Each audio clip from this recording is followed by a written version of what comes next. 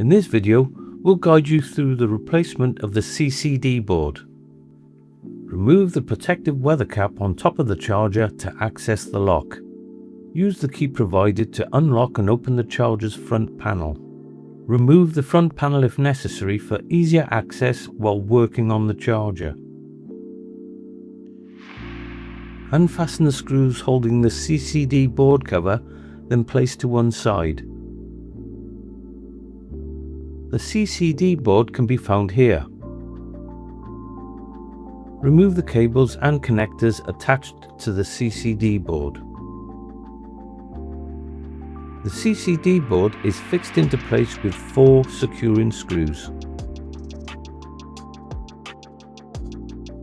Unclip the Wi-Fi antenna and remove the PLC modems. These will be used when the new CCD board is installed.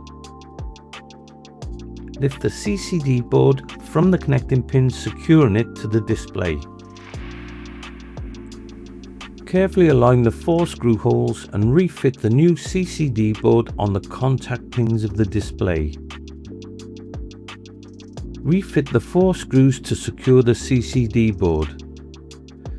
These should be torqued to 0.5 Newton meters.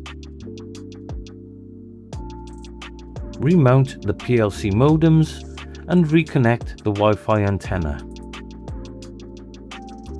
Refit the cable connectors, ensuring alignment before clicking into place. Refit the CCD board cover and screws. If you have removed the front panel, refit and reconnect to the charger. Close the front panel and lock in place. Remember to refit the protective weather cap once the charger is locked. When powered up, complete a test charge to ensure the charger is functioning correctly. You have now successfully replaced the CCD board.